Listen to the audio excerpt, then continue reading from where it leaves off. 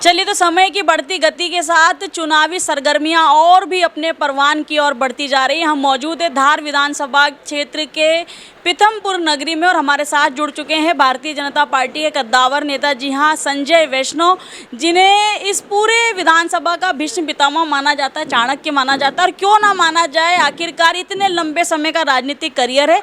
साथ ही जब जब भारतीय जनता पार्टी का यहाँ कमल खिला है, उस कमल को खिलाने में संजय वैष्णव ने अपना अहम योगदान दिया है। हमारे बीच मौजूद है संजय वैष्णव जी। ये चुनाव कितना चुनौतीपूर्ण रहेगा, क्योंकि अपने साथ के कुछ लोग बागी हैं, कुछ लोग नाराज हैं, मनमुटाव है, तो इस मनमुटाव को दूर करने के लिए क्या रणनीति बनाई आप? मैं हर चुनाव को चुनौतीपूर्ण मानता हूँ, क्योंकि चुनाव का मतलब रहता है चुनना। और हम लोग जब चुनाव की रणनीति बनाते हैं तो जीरो टॉलरेंस पे चलते हैं, और वहाँ से हम चुनाव का कैंपेनिंग शुरू करते हैं और उसको हमेशा चुनौती में लेते हैं।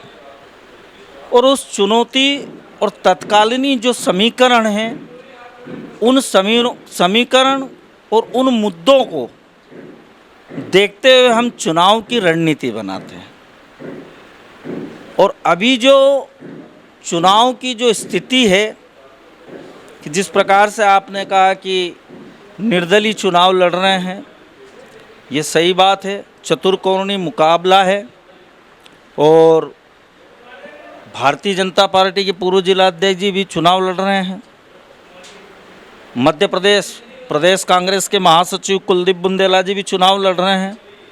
और भारतीय जनता पार्टी के उम्मीदवार की ओर से श्रीमती नीना वर्मा जी चुनाव लड़ रही है, और इंडियन कांग्रेस पार्टी की ओर से श्रीमती प्रभा गौतम जी चुनाव लड़ रहे हैं।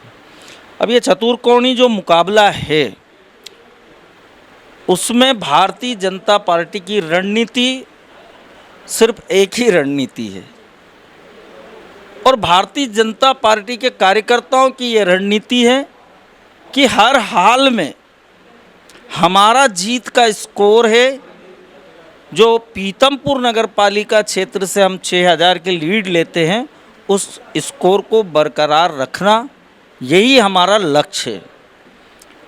और उसको देखते हुए हमने अलग अलग प्रकार की काम करने की जो बात है, बूथ के मैनेजमेंट की, उन सब पे हमारी वर्किंग हो चुकी है। और हमारी मध्य प्रदेश की जो गवर्नमेंट थी, और मध्य प्रदेश के यशस्वी मुख्यमंत्री माननीय शिवराज सिंह जी चौहान ने, क्योंकि पीथमपुर एक मिनी भारत है, क्योंकि यहाँ हर स्टेट के लोग निवास करते, कल्चर पूरा इंडिया का कल्चर बसा हुआ है। और माननीय मुख्यमंत्री शिवराज सिंह जी चौहान ने पीथमपुर के विकास में कोई कमी नहीं छोड़ी। उनसे जब जब जो जो मांगा है, उन्होंने सहृदयता से पीथमपुर को दिल खोल के विकास की जो गंगा, विकास की जो धारा है, उसको उन्होंने अमली जामा पहनाया। और आप देख रहे हो उस विकास को, आपके सामने है, और उस विकास को पीथमपुर की जनता भी देख रही है।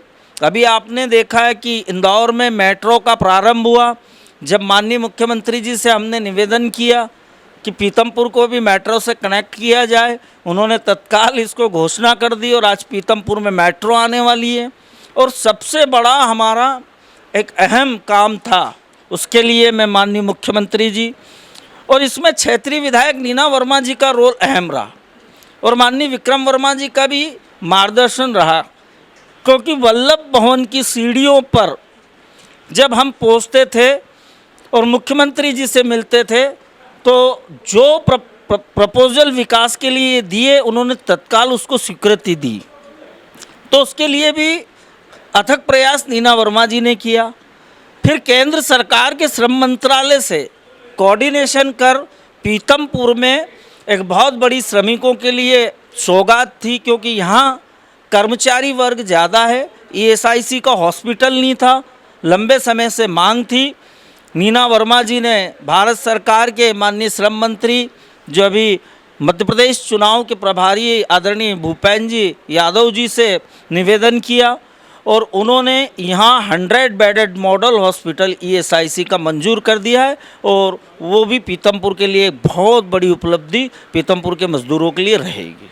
संजय भैया, हमने पूर्व में जब पीथमपुर नगर पालिका के चुनाव हो रहे थे तब भी हमने अपने दर्शकों को बताया था कि ये जो मनमुटाव है, जो ये मतभेद है, वो मनभेदों में तब्दील हो गया और ये जो मनभेद है वो आने वाले विधानसभा चुनाव पर भी असर डालेगा। हमने पीथमपुर नगर पालिका चुनाव में भी संजय भैया देखा था और आपसे चर्चा के दौरान बताया था कि जिस प्रकार की हवा बह रही है उसके चलते ये जो कमल है वो मुरझा जाएगा और कहीं ना कहीं परिणाम भी वैसे ही रहे।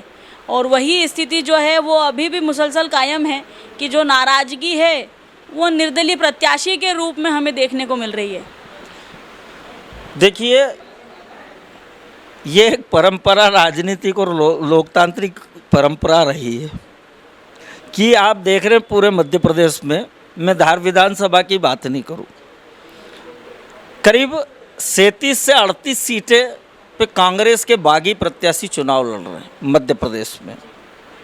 उसके अंतर्गत धार भी है जहां बागी के रूप में कुलदीप बुंदेला जी प्रदेश कांग्रेस कमेटी के महासचिव है, वो भी चुनाव लड़ रहे हैं।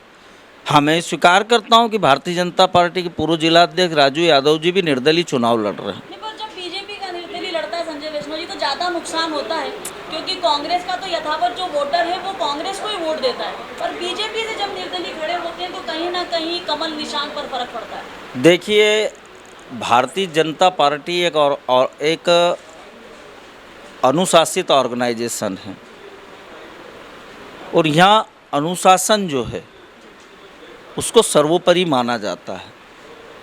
और जिस प्रकार से जब आदमी शुरुआती दौर में लगता है कि ऐसी विकट परिस्थितियाँ निर्मित हो गई है, लेकिन जब पार्टी के कोई कठोर निर्णय होते हैं तो जो भाजपा का काम करने वाला नीचे का कार्यकर्ता, बूथ का कार्यकर्ता और भाजपा का जो वोटर है, कई ऐसे कार्यकर्ताओं ने मुझसे संपर्क किया, भैया हम निर्दलीय के जुलूस में चले गए थे पर हमारी आत्मा नहीं मानती और हम भाजपा का काम करेंगे और भाजपा को वोट देंगे।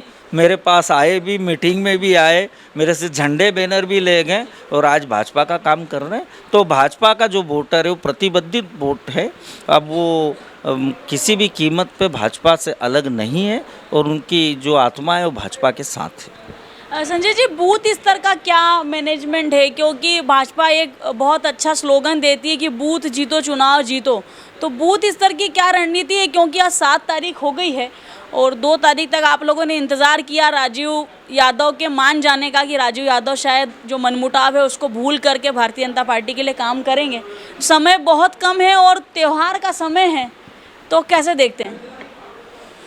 बूथ लेवल की हमारी संगठनात्मक तैयारियां भारतीय जनता पार्टी केंद्रीय नेतृत्व और प्रादेशिक नेतृत्व ने वर्ष भर पूर्व ही एक कैलेंडर दे दिया था और हमारी पार्टी की तरफ से बूथ लेवल की तैयारी पूरे वर्ष का जो कार्यक्रम आया था कि बूथ की संरचना, बूथ की टोली, बूथ अध्यक्ष, बूथ पे काम करने वाले सेक्टर प्रभारी, जो बूथ बने उन पे काम करने वाली टोली, उनके सेक्टर प्रभारी, ये हमारी रचना संगठनात्मक जो हमारा कैलेंडर था काम का, उसमें हमारा पूरा स्ट्रक्चर काफ़ी लंबे समय से बना हुआ है और उसी स्ट्रक्चर पर हम काम कर रहे हैं और हमारी जो चुनावी रणनीति है उसी संगठनात्मक जो प्रदेश नेतृत्व ने जो हमको दिया था, उनके दिशा निर्देश में हमने जो तैयार किया था बूथ का स्ट्रक्चर, कि हमारा बूथ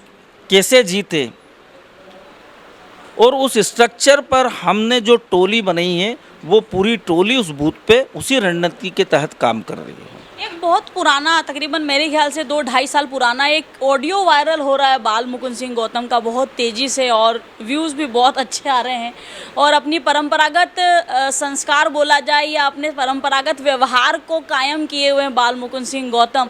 क्या लगता है ये पुराने ऑडियो वीडियो का वायरल होना, इसे क्या चुनावी रणनीति का हिस्सा माने IT टीम का भारतीय जनता पार्टी के?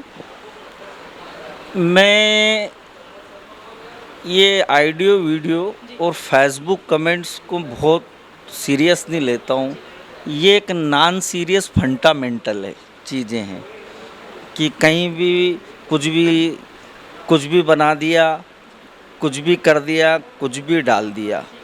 अब बुरा ना माना, मैं चौथा स्तंभ है मीडिया, बहुत सम्मान करता हूँ। अगर मीडिया नहीं हो तो लोकतंत्र मजबूत नहीं होगा।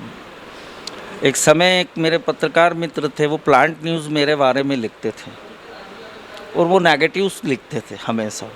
अब शायद उन्हें मेरी व्यक्तिगत नाराज़गी होगी उनसे, तो मैंने अखबार के मालिक से भी बात की कि मैंने कहा क्या व्यक्तिगत नाराज़गी है इनकी, क्या मन को खटासा होगी, पर उन माने नहीं। वो लिखते थे मेरे बारे में, वो बहुत ही लोअर कैटेगरी का नेगेटिव प्लांट न्यूज़ चलाते थे। तो लोगों ने एक दो बार उस अखबार को देखा, फिर उसको पढ़ने ही बंद कर दिया कि यार ये तो कुछ तो भी लिखता है।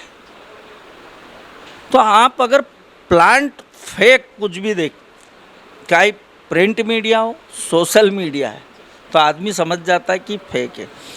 वो जो वीडियो है वो वायरल भारतीय जनता पार्टी की तरफ से नहीं हुआ, क्योंकि मैंने भी आज सुबह सुना उसमें कार्यवाहक कांग्रेस अध्यक्ष धीरज दीक्षित जी, सीनियर ब्राह्मण लीडर भी है धार में, एडवोकेट भी हैं, उनको श्री बालमुकुंद सिंह गौतम जिस हिसाब से उनका टॉकिंग हो रहा है, वो बदनावर उपचुनाव में उनका ये टॉकिंग हुआ था और उस समय भी मेरे पास इसका ऑडियो क्लिप आया था। तो मैंने कहा इसको डिलीट कर दो।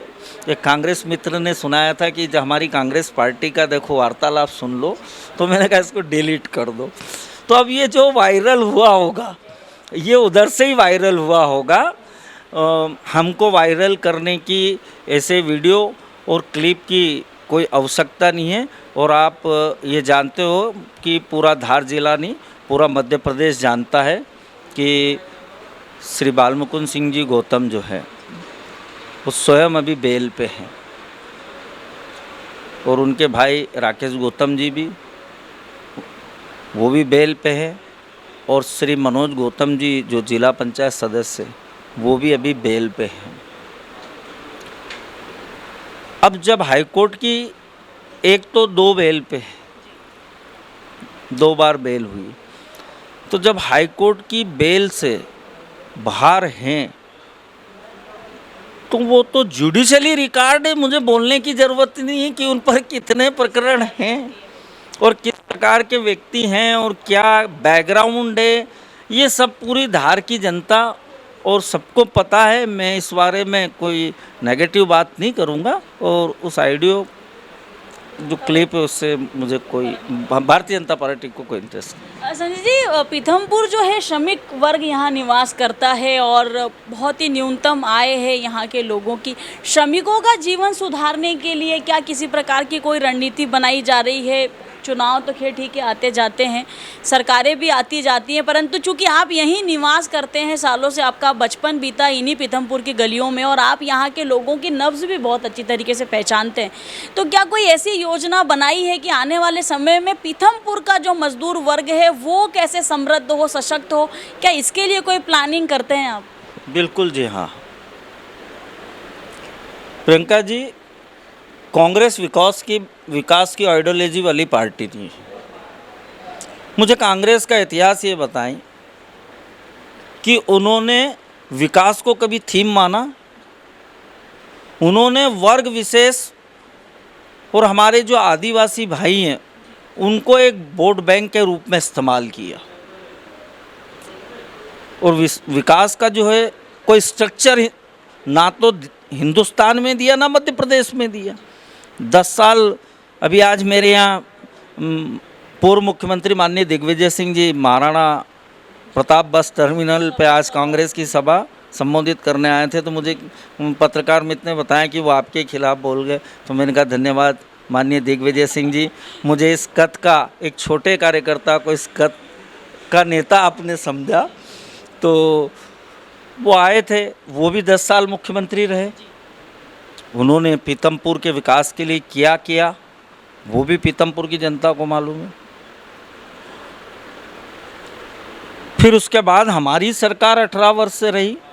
माननीय मुख्यमंत्री शिवराज सिंह जी चौहान और माननीय नीना वर्मा जी ने जो विकास किए, औद्योगिकरण किया, जिस प्रकार से तेज़ी से यहाँ उद्योग स्थापित हुए, और उद्योग जो स्थापित हुए उसमें जो श्रमिक है, उसमें आप देखते हैं कि जहाँ जहाँ इंडस्ट्रियलाइजेशन होता है वहाँ क्रिमिनल और बैड एलिमेंट्स एक्टिविटीज़ बढ़ती है। लेकिन आपने यहाँ देखा होगा कि शांति से सारे परिवार रह रहे हैं, कोई बैड एलिमेंट्स लोग नहीं है, क्रिमिनल गतिविधियाँ नहीं है, और शांति के साथ यहाँ के श्रमिक रह रहे हैं और अपने परिवार का लालन पालन पोषण कर रहे हैं। मतलब पूरी सुरक्षा की गारंटी है, और इसी कारण तेज़ी से उद्योग पीथमपुर आ रहे हैं। मैं हमारे कांग्रेसी मित्रों से पूछना चाहूँगा कि जब 15 महीने की आपकी सरकार थी और माननीय कमलनाथ जी मुख्यमंत्री जी थे और श्री बालमुकुंद सिंह गौतम साहब जिला कांग्रेस कमेटी के अध्यक्ष थे, तो एक उपलब्धि पीथमपुर की 15 महीने की सरकार में एक उपलब्धि भी ये गिना दे कि इन्होंने पीथमपुर के लिए या पीथमपुर की जनता की सुविधा के लिए इन्होंने एक कोई काम किया हो। और एक तरफ भारतीय जनता पार्टी की उपलब्धि है पीथमपुर के विकास में। आज तहसील मुख्यालय था, 40 किलोमीटर दूर जाना था, आज तहसील कार्यालय यहाँ है। राजस्व प्रकरण का निपटान यहाँ होता है। एसडीएम कार्यालय 40 किलोमीटर धार था, आज एसडीएम कार्यालय है। आप शहर के अंदर घूमेंगे, महाराणा प्रताप टर्मिनल है, बस स्टैंड आप देखेंगे, शिवाजी पार्क है, बाईपास आप लिंक रोड देखेंगे, स्ट्रीट लाइट जो है ये देख रहे हैं, सेंट्रल लाइटिंग है, बाईपास निकल रहे हैं, मेट्रोस आ रहे हैं, नर्मदा की योजना आ गई, नर्मदा का सेकंड फेज आ गया है, तो आवास योजना पहुंच चुकी है। शिक्षा के क्षेत्र में यहाँ कॉलेज की स्थापना होकर भूमि मिल चुकी है, higher secondary, girls higher secondary बिल्डिंगें बन चुकी हैं। हेल्थ के रूप में ईएसआईसी का हॉस्पिटल, सिविल हॉस्पिटल, वो कोविड में बहुत तकलीफें थी, विधायक नीना वर्मा जी ने मुख्यमंत्री जी से अनुरोध किया तो पीथमपुर का जो सामुदायिक भवन है वो सिविल हॉस्पिटल में कन्वर्ट हो गया है, 6 करोड़ रुपए मंजूर हो गए। और सबसे बड़ी उपलब्धि आदिवासी अंचल को कि नीना वर्मा जी ने माननीय मुख्यमंत्री जी से अनुरोध किया कि धार मुख्यालय पे मेडिकल कॉलेज होना चाहिए, धार मुख्यालय पे लॉ कॉलेज होना चाहिए।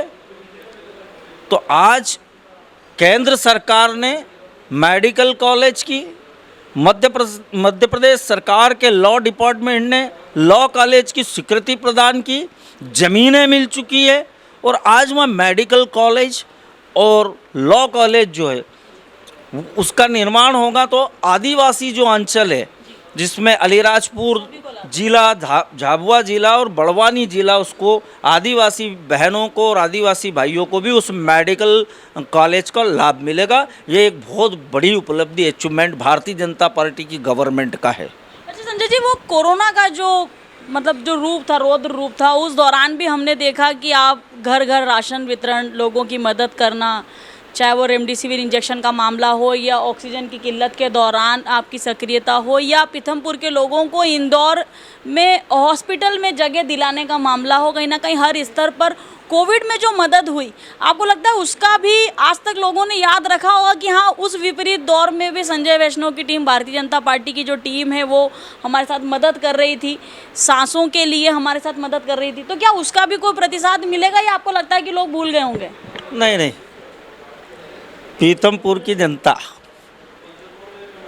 उसका अपार स्नेह है भारतीय जनता पार्टी पे भी और मुझ पे भी, एक दिल का रिश्ता है। संजय वैष्णव उनके लिए फ़ायदा पहुंचाए तो ही संजय वैष्णव को याद करेंगे। ये मेरा दिल का रिश्ता उनसे नहीं, मेरा उनसे पारिवारिक रिश्ता है। पीथमपुर मेरा परिवार है।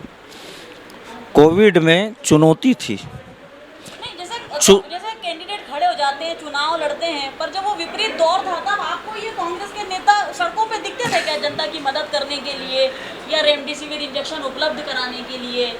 क्योंकि परिस्थिति तो सभी के साथ एक जैसी थी और राजनीतिक जिम्मेदारी भी बनती थी कांग्रेस की। नहीं, हम जिस पाठशाला से निकले हैं उन्होंने एक ही सिखाया जाता है। हम राष्ट्रीय स्वयंसेवक संघ की जो हमारी मातृ संस्था है, वहाँ पाठ एक ही सिखाया जाता है, परम वैभव। भारतीय जनता पार्टी एक राजनीतिक दल है, उसकी अपनी पंचनिष्ठा है। उन पंचनिष्ठाओं को लेकर, उन सिद्धांतों को लेकर भारतीय जनता पार्टी राष्ट्र को सर्वव्यापी सर्वस्पर्शी मानकर काम करती है। ये विचार भारतीय जनता पार्टी का है। लेकिन जहाँ तक सामाजिक कार्य है, वो तो रचनात्मक कार्य की चाहत होना चाहिए, तड़फ होना चाहिए। और यहाँ की टीम थी, सब बैठे कि कोविड में क्या करना चाहिए। मैंने कहा कोविड में पीतमपुर में डिफरेंट स्थिति है, हेल्थ की सुविधाएं कम है, दूसरा लॉकडाउन, दो लॉकडाउन, तो फिर रोज कमाने खाने और लॉकडाउन में श्रमिक फैक्ट्री में जाते हैं, तो लॉकडाउन में 2 महीने तक घर में बैठना, कहीं रेंट पे परिवार रहते हैं, किराया देना, बच्चों की फीस, खाने पीने का सामान एक चुनौती थी। दूसरी एक और चुनौती थी कि अगर फैक्ट्री नहीं चलेगी तो बल्क रेवेन्यू गवर्नमेंट को जो जाता है, एक बल्क रेवेन्यू जनरेट पीतमपुर करता है, वो रेवेन्यू जो है वो लॉस होगा। तो चिंता की लकीर उद्योगपति के माथे पे भी थी कि आज हमने इतने प्रोजेक्ट्स लगाए हैं, बैंकर्स क्या करेंगे, उनकी भी एक चिंता थी, और श्रमिकों की भी चिंता थी, और महामारी की भी चिंता थी। तो मैं पीतमपुर की जनता और पर्दे के पीछे मैं दिल से, 2 चुनौती थी मेरे सामने, उसमें एक चट्टान की तरह, एक हनुमान की तरह, एक जिसको कहते हैं कि भावनाएं रहती, पालक के रूप में यहाँ के उद्योगपतियों का दिल से धन्यवाद करूँगा कि कोविड काल में उन्होंने सिर्फ मुझे ये बोला, क्या चाहिए, आप क्या चाहते हैं, दिल खोल के। श्रमिकों को मेडिकल फैसिलिटी, संजय भाई, बस सुविधा उपलब्ध कराना है, पैसों की कोई कमी नहीं, खुले हाथ कर दिए थे। और उसके बल पे हमने मेडिकल सेंटर्स किए, ऑक्सीजन बैंकें स्थापित की, जितने हमको कोविड बनाना थे, हॉस्पिटल के अलावा बिल्डिंग जो थी, गवर्नमेंट स्कूलों को हमने एक अच्छे आधुनिक केयर सेंटर बना दिए, लाइफ सपोर्टर सिस्टम्स एडवांस आ चुके, सारी मेडिसिन्स आ चुकी, खाने के लिए फिर मैंने अनुरोध किया कि 2 महीने की तनख्वाह देना पड़ेगी, वो भी दिया। तो उद्योगपति जो है वो धन्यवाद के पात्र है, और यहाँ का उद्योगपति बहुत ही बड़ा सपोर्टर है। उनका मैं ऐसी विपत्तियों में भी बहुत बहुत धन्यवाद देता हूँ कि उनकी हिम्मत पर हम लोगों ने लोगों को ना तो मरने दिया कोविड से, ना आर्थिक रूप से परेशान होने दिया, और 0 डेथ हुई है यहाँ पे कोविड में, बड़ी बात। 0 डेथ। और ना ही यहाँ के उद्योगों को हमने बंद होने दिया, और उस महामारी से हम निपट। एक अंतिम और बहुत महत्वपूर्ण प्रश्न पूछना चाहेंगे कि शिवराज सिंह चौहान की जो अति महत्वाकांक्षी योजना है, लाडली बहना योजना, और हम ये मानते हैं कि महिलाएं जो हैं वो वोटिंग के मामले में बहुत ही अग्रणी भूमिका निभाती हैं, और वोटिंग परसेंटेज भी महिलाओं का, संजय जी, बेहतर रहता है पुरुषों की तुलना में। तो क्या लगता है ये धार विधानसभा की लाडली बहनें जो हैं नीना वर्मा को आशीर्वाद देंगी, या फिर तमाम जो एन केन जो अन्य प्रकार की योजनाओं के साथ जो मैनिफेस्टो लेकर के आई है कांग्रेस, 100 रुपये बिजली बिल, 100 यूनिट तक बिजली बिल माफ़ कर दिया जाएगा, 200 यूनिट पर बिजली बिल हाफ कर दिया जाएगा, किसानों की कर्ज माफ़ी फिर से है, 25 लाख रुपए का मेडिक्लेम है, 10 लाख रुपए का दुर्घटना बीमा है, बहुत सारी योजनाएं हैं। तो एक तरफ 18 वर्षों का शिवराज जी का शासन, और दूसरी तरफ ये मजबूत मैनिफेस्टो सिर्फ फेस्टो और फैस ही रहता है कांग्रेस का। किसानों का कर्ज माफ़ की बात की थी वचन पत्र में। राहुल गांधी जी ने बोला था कि गिनती लगाई थी कि 1, 2, 3 और 10 दिन में अगर किसानों का कर्ज माफ़ नहीं हुआ तो मध्य प्रदेश के मुख्यमंत्री को बदल दूंगा। तो उनकी वचनबद्धता पर प्रश्न चिन्ह है। तो ऐसे मैनिफेस्टो आते रहते हैं, पर हमारे सरकार के मुखिया माननीय शिवराज सिंह जी चौहान साहब ने जो योजना, मुख्यमंत्री कन्यादान योजना, मुख्यमंत्री लाडली बहना योजना, मुख्यमंत्री कन्यादान योजना, मुख्यमंत्री लाडली लक्ष्मी योजना, संबल योजना, इनके माध्यम से लाखों हितग्राही आज भी लाभ ले रहे हैं।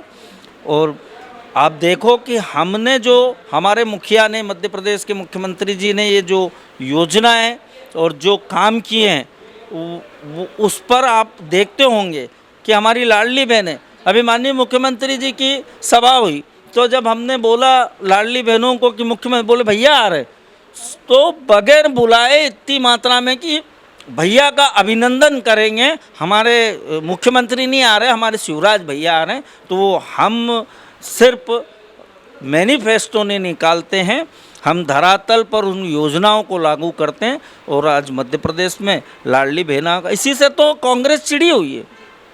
जो झुंझलाहट है कांग्रेस में, अरे भाई बहनों से चीड़ हो गई, आप निकाल देते। आपने संबल योजना बंद कर दी भाई, आपने अन्य महिलाओं से संबंधित हितग्राही योजना बंद कर दी, आपने जो गरीब तबके को लाभ मिले कई योजनाएं बंद कर दी। अब मध्य प्रदेश के मुख्यमंत्री जी योजना लाते हैं तो आपको बिल्कुल हजम नहीं होती।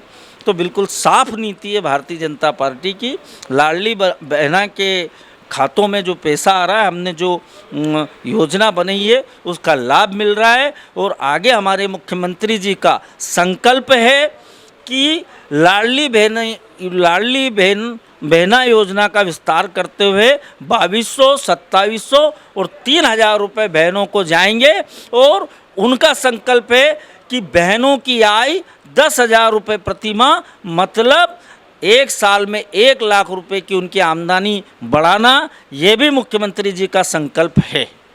चलिए, तो यह थी हमारी पीथमपुर के कद्दावर नेता जी हाँ संजय वैष्णव जी से विशेष चर्चा, जिनका ऐसा मानना है कि जो कार्यकर्ता है वो रणभूमि में पूरी तैयारी के साथ उतर गया है। और भारतीय जनता पार्टी चुनाव के समय तैयारी करने वाली पार्टी नहीं है। भाजपा 365 दिन 24 घंटे चुनावी मोड में होती, यही कारण है कि तैयारियां दुरुस्त हैं और उम्मीदों का जो कमल है वो धार विधानसभा में एक बार फिर खिलने को तैयार है। पर क्या वास्तव में संजय वैष्णव के सपने होंगे साकार?